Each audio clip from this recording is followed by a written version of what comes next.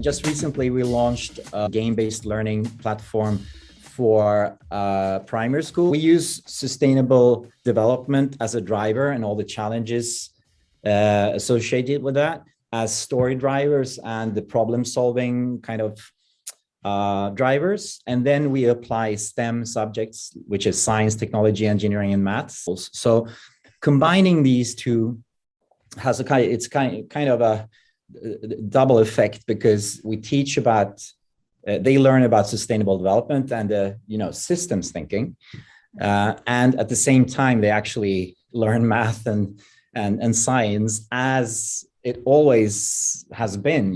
Those challenges are still there. They need to learn these basic skills and abilities, but if you put that together, it becomes more real and kind of problem-based applied learning.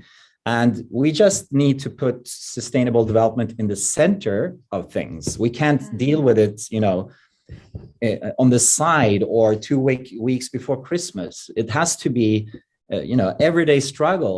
We have to get it into the, spine and everyday thinking. Basically, that's why we really push to put sustainable development into education. At GrowPlay, we have this evil plan of reaching the parents through their kids. So if we can teach the kids and point them in the right direction, they might be able to change the minds of their parents. So we hope that kids can act as agents. I know this is not really how things should work, but at least they could bring up the subject at breakfast or dinner or so that's I think our contribution.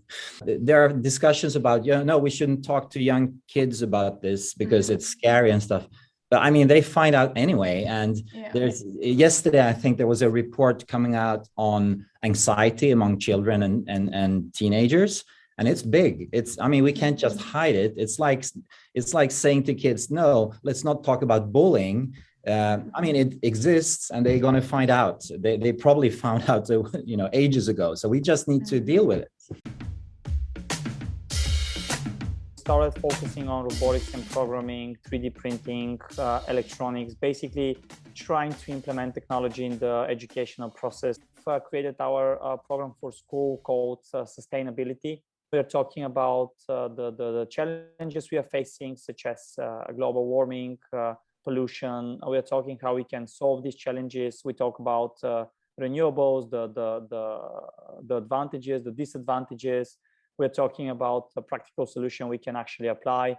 And we're discussing heavily on hydrogen, the future of electrical cars, fuel cells, and the way we can implement them in our day-to-day life. When it comes to climate change and sustainability, we are focusing on children between 10, 11 up to 15. And I believe that they cannot fully understand the situation, the climate change and what is coming. So basically what we are trying to do is actually to show them that what we are doing as society, there is an impact on the environment around us. Instead of saying, hey, there is a problem, it's really bad, or hey, there is challenges we should face, we're actually trying to show them how they can impact through their decisions what is going on around them. Technology is here to stay and thrive. And technology has already completely redesigned the way we communicate, the way we learn, the way we travel, everything. So I just don't see why technology will not change the way we learn and educate. And it's already happening. It's obvious. So when it comes to climate change, I think what technology can do is more or less give more accessible knowledge to children, to people in general, and help these problems to become more recognizable.